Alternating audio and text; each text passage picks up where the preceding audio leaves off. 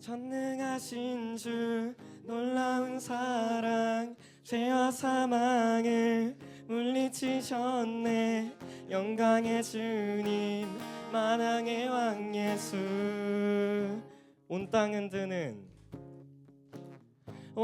흔드는 주님의 위엄. 모든 만물이 주를 경배해. 영광의 주님 만왕의 왕 예수.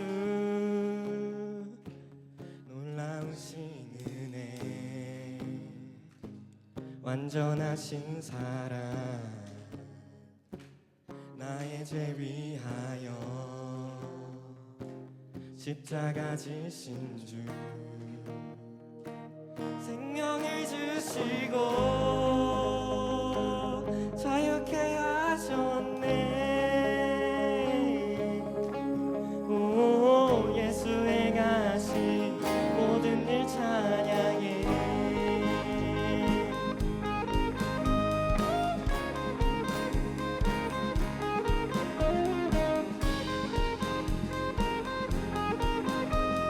우리 시간 3절로 고백합시다. 모든 문제를 다스리시는 고아된 우리를 자녀 삼으신 영광의 주님 만왕의 왕 예수. 공의와 진리로 다스리시며 태양보다 더 밝게 빛나는 영광의 주님 만왕의 왕 예수.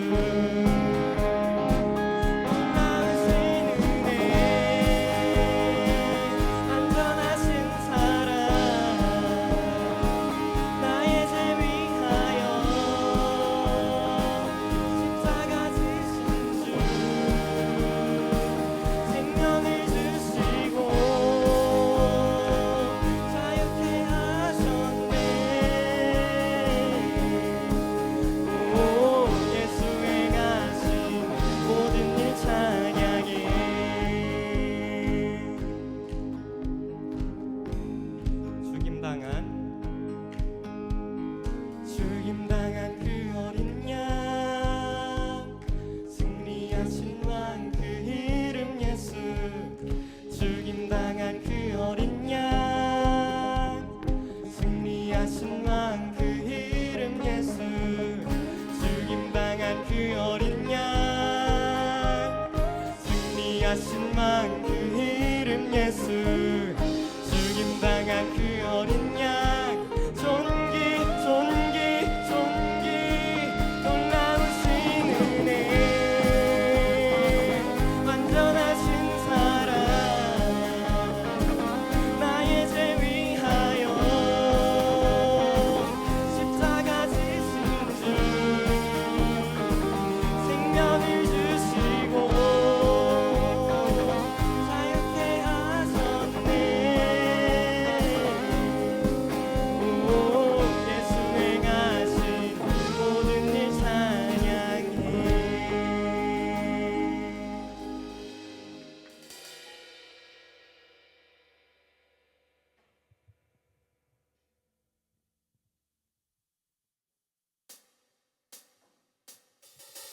찾는 모든 자들이 주로 말미암아 기뻐하고 즐거워하게 하시며 주의 구원을 사랑하는 자들이 항상 말하기를 하나님은 위대하시다 하게 하소서. 주를 찾는 모든 자들이 주로 말미암아 기뻐하고 즐거워하게 하시며 주의 구원을 사랑하는 자들이 항상 말하기를 하나님은 위대하시다 하게 하소서. 주는 나의 좋은 말을 건지시느니 여호와여 지체 말고 내게 임하소서. 깊은 내 마음 가운데 여호와여 속히 임하소서.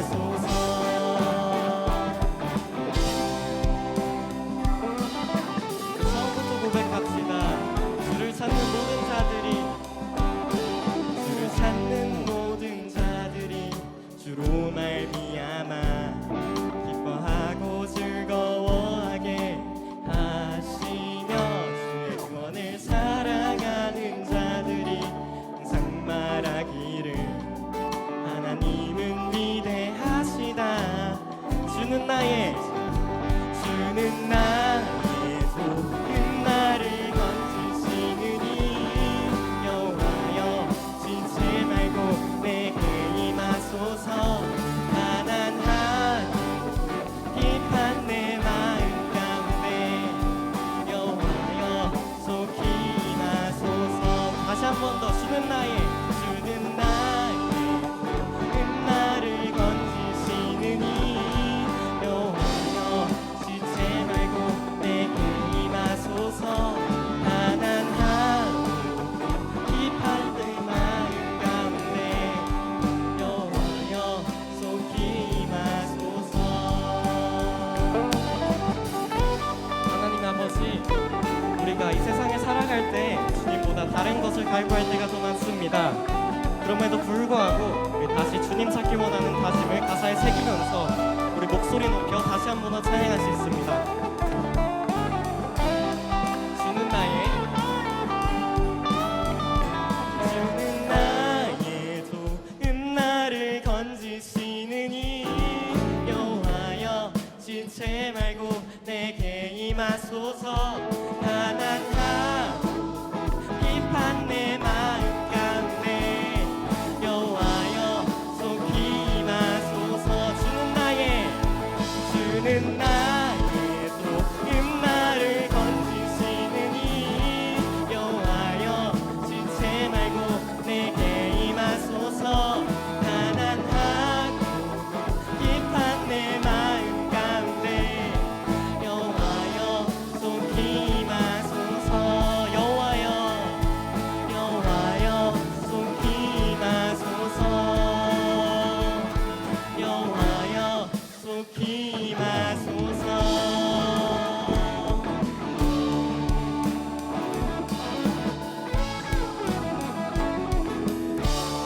우리 주님께 영광의 박수 드립시다.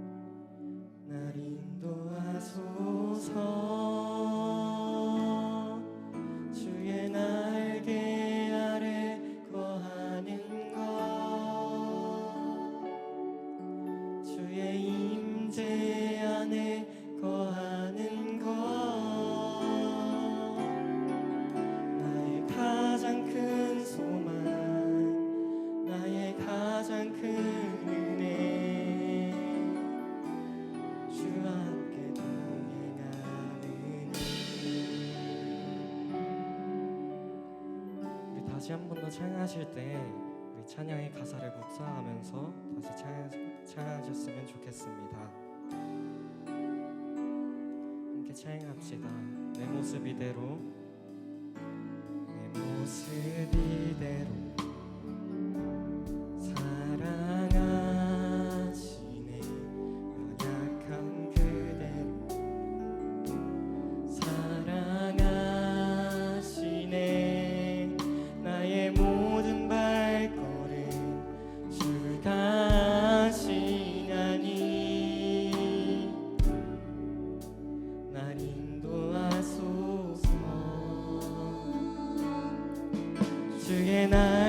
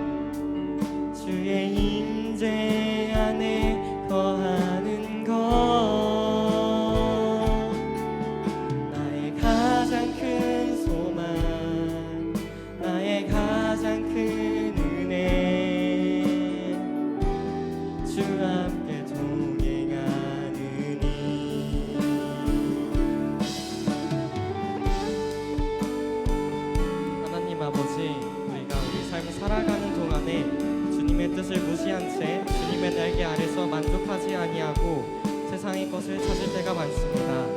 그럴 때마다 주님의 품 속에서 우리의 품에 주님을 새기면서 이 시간 다시 한 번 더 주님의 자녀된 삶 살게 해달라고 그런 마음 묵상하며 다시 찬양하는 시간 되셨으면 좋겠습니다.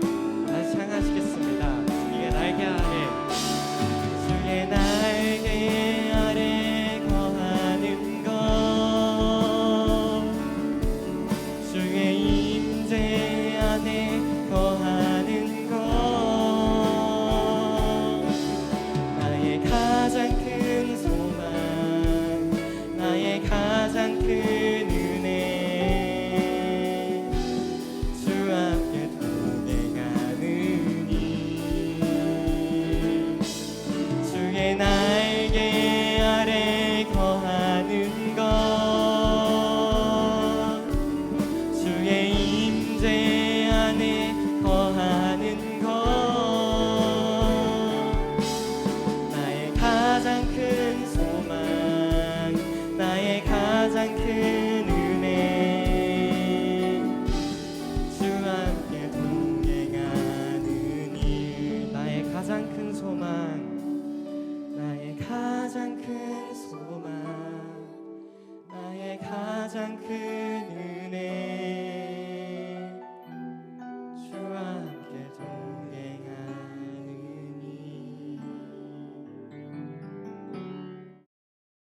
여러분은 축구나 농구 같은 스포츠 경기를 보면서 막 화가 나고 분노했던 적이 있나요?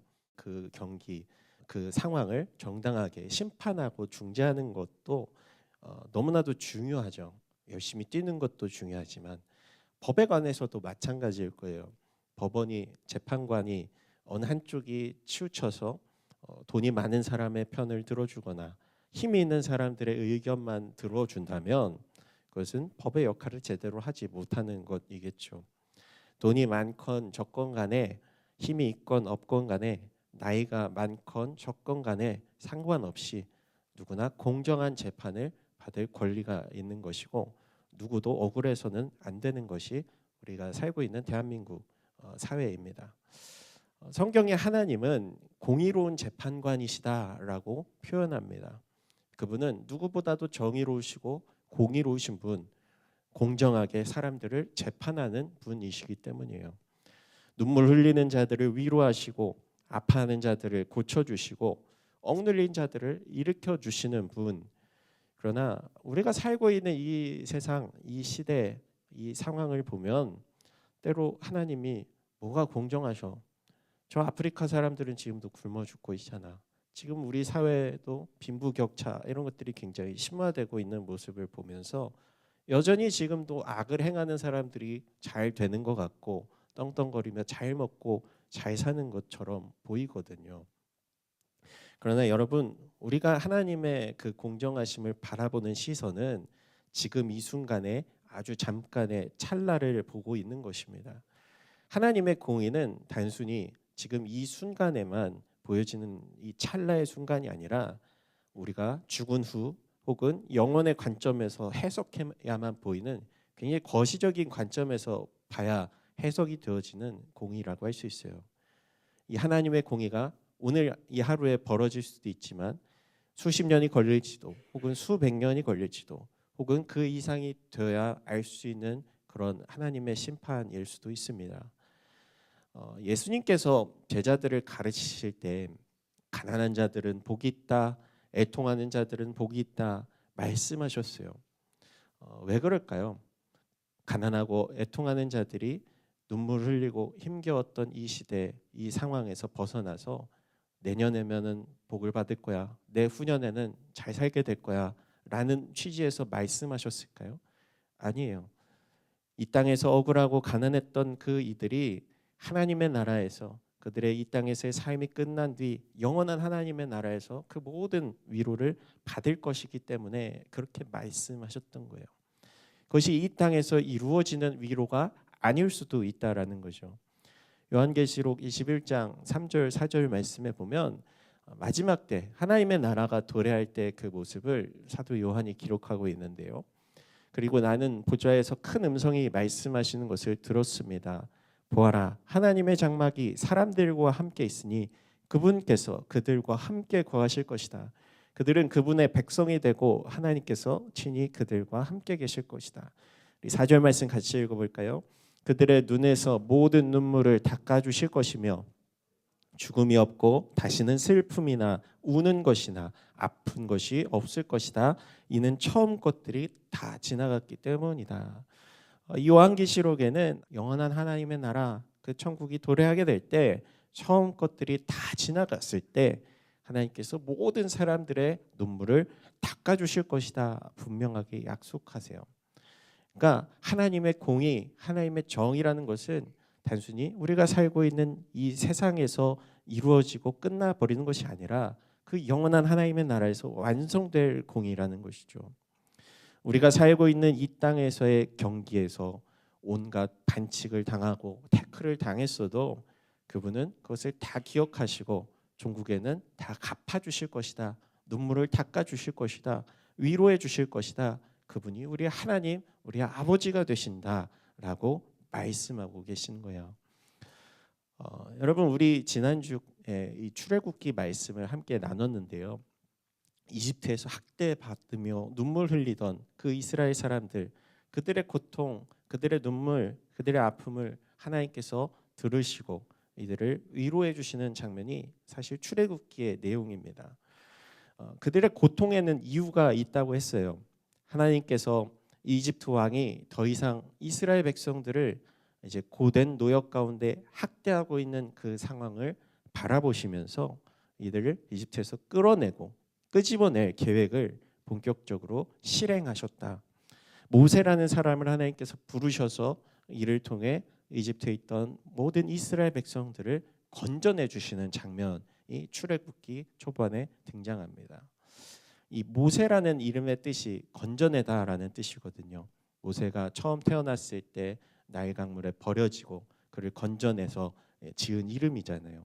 그리고 그의 이름처럼 하나님께서 이스라엘 백성들을 건져내는 도구로 이 모세를 사용하십니다. 그리고 그 장면이 오늘 출애굽기 6장 말씀에 시작되고 있는 거예요. 이집트에서 심한 노동과 학대를 받던 이스라엘 백성들의 이 부르짖음을 하나님께서 들으시고 하나님이 모세를 부르셨어요. 호렙산에 모세가 이 불붙은 떨기나무를 바라보는데 나무가 불은 나고 있지만 빛은 나고 있지만 불에 타서 사그라들지는 않는 거예요. 그 가운데 하나님이 그를 부르셨습니다. 모세야, 내가 너를 통해 이스라엘 백성들을 구원할 거야. 너는 이집트 왕에게 가라. 모세가 하나님께 이런저런 핑계를 대면서 안 가려고 무서워서 겁이 나서 발버둥 쳤거든요. 하나님께 이 모세가 이렇게 얘기해요. 하나님, 저 능력 없어요. 제가 하나님이 보내셨다는 것을 이집트 왕이 어떻게 증명합니까? 하나님께서 모세에게 이렇게 말씀하시죠. 너 지금 손에 뭐 들고 있냐? 지팡이를 들고 있습니다. 그거 한번 던져봐라. 그러자 지팡이가 뱀으로 변합니다. 그리고 다시 집어드니 지팡이가 돼요. 너 손에 옷을 한번 넣어봐라. 손에 옷을 넣었다 빼니까 손에 문둥병이 생겨요. 다시 집어넣었다 빼니까 없어져요. 이 기적을 이집트 왕에게 보여라. 또 모세가 얘기해요. 하나님, 저는 근데 말도 잘 못하고요. 말 재주도 없어요. 소심한데요. 제가 어떻게 왕 앞에 말을 하겠습니까? 아유, 전 못합니다. 그러자 하나님께서 이렇게 말씀하시죠. 너의 입을 누가 지었느냐? 출애굽기 4장 11절 말씀에 하나님 말씀하시는 거예요. 사람에게 입을 준 자가 누구냐? 또 귀머거리나 벙어리가 되게 하거나 눈으로 보게 하거나 눈 멀게 하는 자가 누구냐? 나 여호와가 아니냐? 그러니까 잔말 말고 빨리 가라. 하나님이 말씀하신 장면이죠. 이 모세가 결국 파라오에게 가서 하나님의 말씀을 그대로 전했어요. 그 기적을 보였어요. 광야로 우리 이스라엘 백성들을 이끌어내야 합니다. 보내주십시오. 이집트 왕에게 얘기했는데 이집트 왕이 들었을까요? 듣지 않았을까요? 결코 듣지 않고 오히려 이렇게 얘기합니다. 바로가 대답합니다. 여호와가 누구이기에 내가 그의 말을 듣고 이스라엘을 보내야 한단 말이냐? 나는 여호와를 모르니 이스라엘도 보내주지 않겠다. 여러분, 굉장히 좀 당황스럽지 않으세요? 하나님이 보내셔서 갔는데, 하나님이 시키셔서 억지로 갔는데, 나 못한다고 하나님 앞에 그렇게 얘기하는 거 무릅쓰고 가서 그대로 했는데 이집트 왕이 들어먹지를 않는 거예요. 하나님 어떻게 된 겁니까? 하나님 시키신 대로 제가 갔는데 이집트 왕은, 저 파라오는 저 이야기를, 하나님의 말씀을 듣지 않습니다. 여러분, 오늘 이 출애굽기 6장 말씀을 통해서 이러한 상황, 이 아이러니한 상황, 당황스러운 상황 속에서 하나님께서 또 이끌어 가시는 주님의 계획이 있으셨는데요. 우리 하나님께서 우리에게 은혜 베푸시는 분이심을 보이기 위함이었어요. 출애굽기 6장 2절에서 5절 말씀 보면 하나님께서 모세에게 이제 말씀하십니다. 나는 여호와다. 내가 아브라함과 이삭과 야곱에게 전능한 하나님의 이름으로 나타나긴 했지만 내 이름 여호와로는 그들에게 알리지 않았다. 우리 4절과 5절 말씀 같이 읽어볼까요? 또 그들이 이방 사람으로 살던 곳 가나안 땅을 주리라고 그들에게 언약을 세워주었는데 이제 이집트 사람들 아래에서 종노릇하는 이스라엘 자손들의 신음소리를 듣고 내가 언약을 기억했다. 여러분, 하나님의 말씀대로 파라오를 찾아갔지만 파라오는 그 이야기를 듣지 않습니다.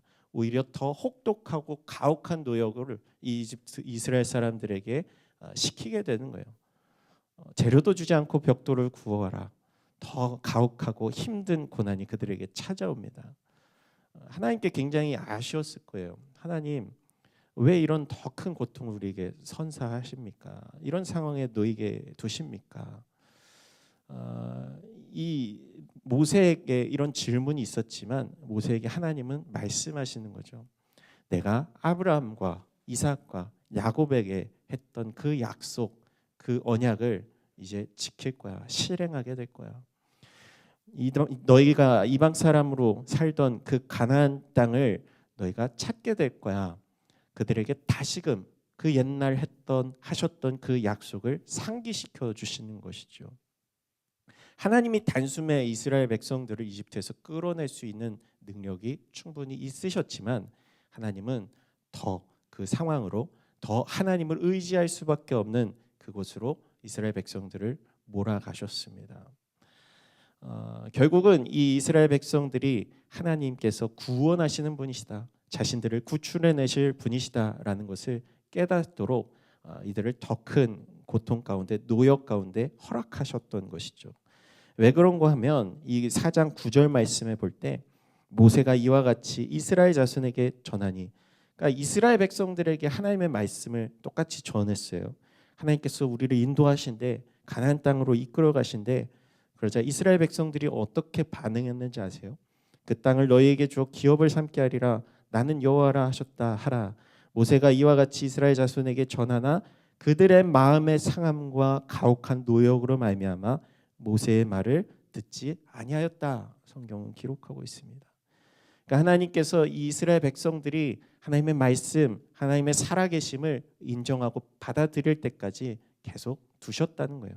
그럼에도 불구하고 그분의 계획은 무엇이었냐면 이들을 은혜 가운데 건져내고 구원해 주실 그 계획을 이루어 가셨다는 것. 하나님의 말씀도 듣지 않고 하나님을 인정하지도 않았던 이 이스라엘 백성들 가운데 하나님의 살아계심을 보이기 위한 기초 작업을 하셨다라는 거예요.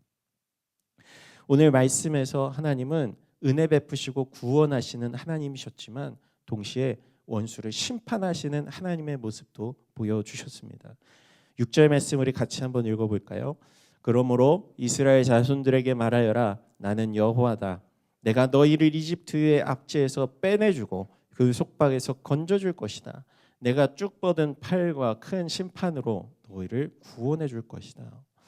우리 하나님께서 모세에게 이스라엘 백성들을 큰 심판으로 건져내실 것이다 이렇게 말씀하세요. 굉장히 아이러니하지 않아요? 심판과 구원이 어떻게 공존할 수 있는가?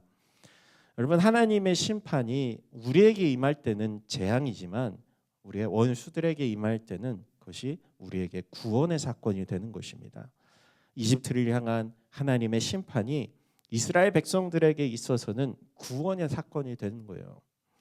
여러분, 아까 축구 경기를 이야기했는데요. 상대팀 어떤 한 선수가 막 온갖 방법을 동원해서 막 상대방 선수들을 폭행하면서 공을 뺏고 골을 넣고, 심지어 폭행당한 선수가 막 머리를 크게 다치고 아예 선수 생활을 못할 지경이 됐어요. 그런데 그런 상황에서 심판의 역할은 무엇일까요? 그냥 선수를 옐로 카드 주는 정도로 끝나야 될까요? 레드 카드 받고 퇴장당하고 끝일까요? 그 선수가 징계를 받고 선수 자리에서 박탈당하고, 아니 나아가서 감옥에 가야 마땅한 상황이겠죠. 여러분, 하나님께서 이집트를 향한 이 심판은 이스라엘 백성들을 광야로 이끌어내기 위한 목적도 있었지만, 동시에 당시 이집트 가운데 있었던 온갖 우상 숭배를 향한 심판이기도 하였습니다. 이집트 신화를 들어본 친구들, 영화를 통해서 많이 접해본 사람들도 있겠지만, 이집트의 신을 이렇게 몇 명 정도 되나 검색해 보니까 약 1,400명 정도 된다고 해요. 뭐 태양신 라, 슈, 게브, 오시리스, 이시스, 태양신도 섬기고 공기와 습기의 신, 대지와 하늘의 신, 사후세계를 다스리는 신, 이 고대 이집트 신화에 등장하는 신들이 굉장히 다양하고 이름도 외우지 못할 정도로 많이 있습니다. 그런데 결국 이 이스라엘 백성들을 학대하던 이 파라오가 하나님의 말씀을 듣지 않자 이집트 땅에 하나님이 10가지 재앙을 내리시잖아요. 근데 이 10가지 재앙은 모두 이집트의 신들에 대한 심판을 상징하였다는 거예요. 나일 강물이 피로 변하게 되었던 것, 이것은 나일 강의 신 하피와 오시리스의 무능함을 보여주신 것이었고, 또 개구리 떼가 나타났던 것, 개구리의 머리를 한 신도 있거든요. 이 헤케트라는 신을 심판하신 것이고, 신성시대던 그 신 개구리가 온 땅을 덮는 끔찍한 사건이 벌어진 거잖아요. 또 가축들의 죽음, 이것은 암소의 형상을 한 하토르라는 신, 또 황소 신 아피스에 대한 심판이라고 할 수 있습니다. 그러니까 하나님께서 이 10가지 재앙을 통해서 이집트 가운데 던지신 메시지는 무엇이냐면, 너희가 섬기는 신들은 무능하다, 하나님 앞에서 아무것도 아니다, 아니 애초에 존재하지도 않는 신들이다라는 것을 보여주셨던 거예요. 그리고 마지막 10번째 재앙 뭐예요? 모든 첫것의 죽음. 이 신이라고 여기던 파라오의 아들이 죽자 그 모습을 통해서 이 파라오도 하나님 앞에서는 한낱 신은커녕 인간일 뿐이라는 것, 무능한 사람일 뿐이라는 것을 보여준 것입니다. 결국 이 마지막 10번째 재앙, 모든 첫것의 죽음으로 자신의 아들까지 죽자 그제서야 파라오는 이스라엘 백성들을 광야로 내보내는 것을 허락하게 됩니다. 우리 하나님께서 오늘 성경에서 주시는 세 번째 메시지는, 하나님이 우리에게 은혜 베푸시는 분, 또 원수를 심판하신 분, 그리고 나아가 하나님의 목적은 무엇이냐면 그분이 우리를 백성 삼아 주시는 분이시라는 거예요. 6장 7절과 8절 말씀 우리 같이 한번 읽어보겠습니다. 내가 너희를 내 백성으로 삼고 나는 너희의 하나님이 될 것이다. 그러면 내가 너희를 이집트 사람들의 압제에서 빼내준 너희 하나님 여호와인 줄 너희가 알게 될 것이다. 그리고 내가 아브라함과 이삭과 야곱에게 맹세한 땅을 너희에게 줄 것이다. 내가 그것을 너희에게 줘 너희의 유업이 되게 할 것이다. 나는 여호와다라고 말이다. 우리 하나님은 이스라엘 백성들이 오직 하나님 한 분만을 바라보고 섬기는 하나님의 백성이 되기를 원하셨습니다. 그래서 그분은 큰 기적 10가지 재앙을 통해서 하나님만이 유일한 신이시며 하나님만이 참된 신이심을 이들에게 나타내 보여주셨고, 홍해를 가르시며 200만 명이나 되는 이스라엘 백성들을 광야로 이끌어내셨어요. 광야로 이끌어내신 뒤 하나님께서 하신 일은 무엇입니까?